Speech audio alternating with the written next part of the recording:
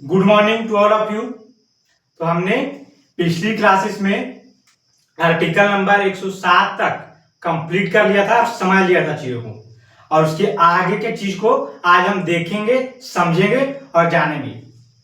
Article number 108।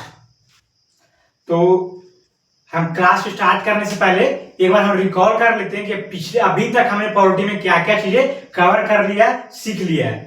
तो पहले तो मैंने आपको फर्स्ट क्लास में ही बताया था टोटल 22 भाग होते हैं। उसमें से पहला भाग में हमने क्या सीखा था? संघ और राज्य क्षेत्र, यूनियन एंड इट्स टेरिटरी।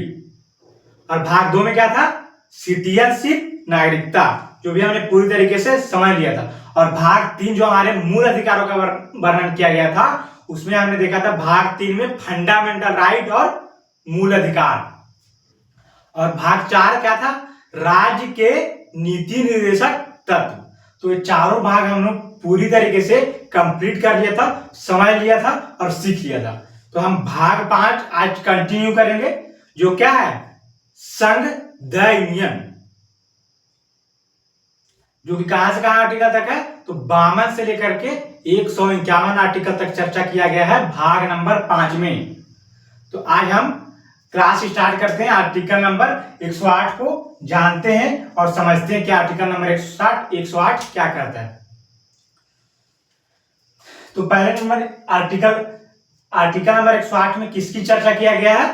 तो संयुक्त अधिवेशन, ज्वाइंट सेशन की चर्चा किया गया है आर्टिकल नंबर 108 में। तो आइए पहले समझते हैं कि ज्वाइंट सेशन किसको बोलते हैं।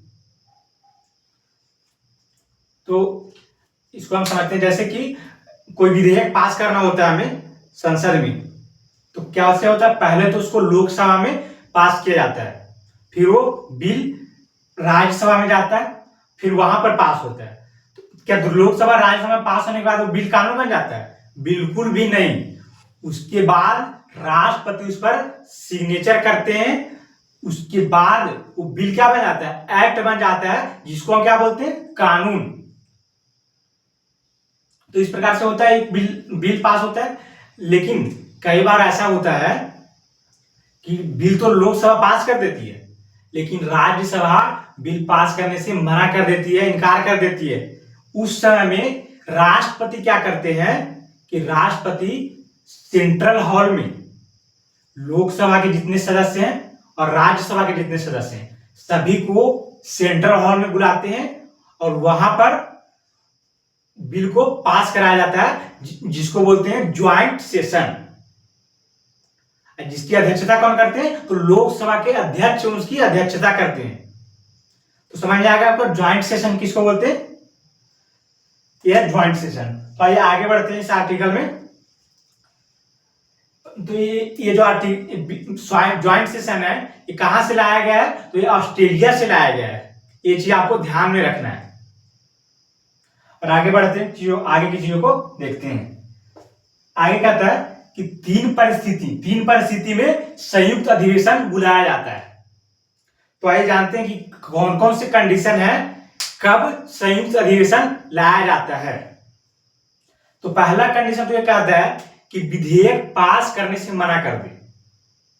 कौन? तो राज्यसभा। जैसे कि लोकसभा में बिल पास हो गया, लेकिन राज्यसभा कहती है कि नहीं, हम इसको नहीं पास करना चाहेंगे, ये बिल हम नहीं पास करेंगे। तो इस कंडीशन में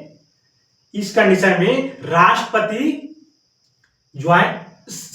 सेंट्रल हॉल में ज्वाइंट सेशन बुलाते हैं। एक कंडीशन हो सकता है। और दूसरा कंडीशन क्या होता है?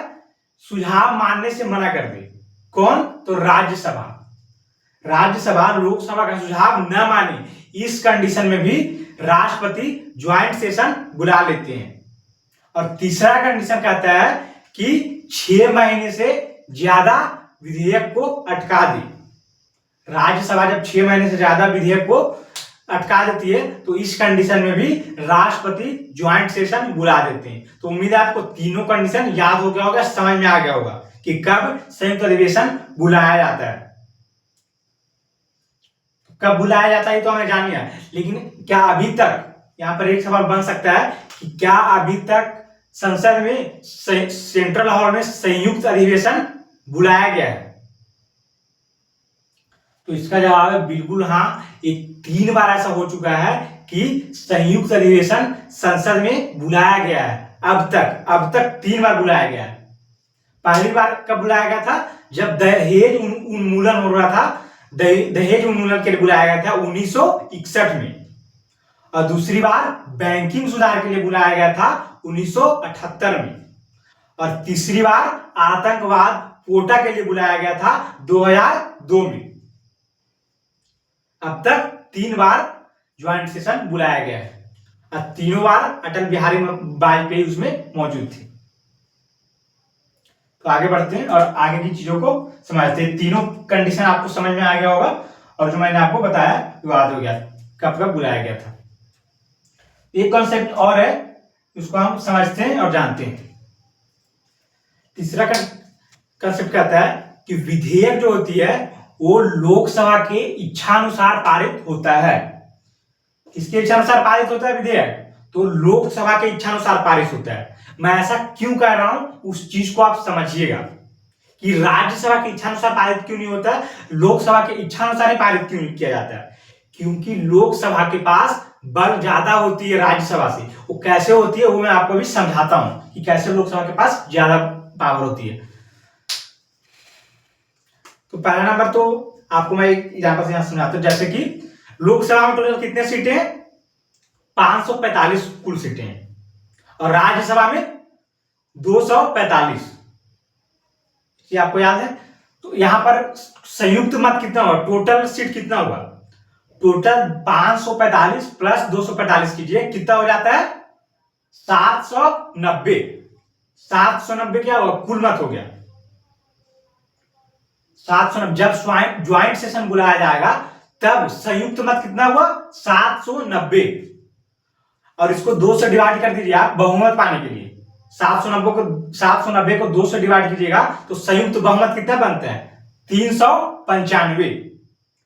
395 हो गया बहुमत के लिए। जब आपको कोई भी बिल पास करना है तो आपको कितनी वोटिंग की आवश्यकता होगी? तो 395 सीट की आवश्यकता है, 395 वोट की आवश्यकता है। और अकेले लोकसभा के पास कितनी सीटें? मैंने आपको भी बताया था, अकेले 545 सीट सिर्फ लोकसभा के पास, 545 मत, जिसमें से बहुमत पाने के लिए कितना चाहिए? सिर्फ 395। तो यहां से समझ में आ रहा है कि किसके पास ज्यादा पावर है? लोकसभा के पास। लोकसभा अगर चाहेगी तो किसी भी बिल को ज्वाइंट सेशन में पास करा देगी और नहीं चाहेगी तो उसको नहीं कराएगी। तो इसलिए मैं कहा था कि विधेयक लोकसभा के इच्छानुसार पारित होता है। उम्मीद है आप चीजों को समझ पा रहे होंगे जो मैं कहने का प्रयास कर रहा हूं। तो यही था आर्टिकल नंबर 108 में जो चीजें था मैंने आपको समझा दिया है। उम्मीद है आप पूरी तरीके से समझ गए होंगे और इसको आप याद कर पाएंगे। तो इसके आगे की चीजों को हम नेक्स्ट वीडियो में डिटेल से समझेंगे और सीखेंगे। तो आज के लिए इतना ही, मिलते हैं नेक्स्ट वीडियो में। आज के लिए इतना ही, धन्यवाद।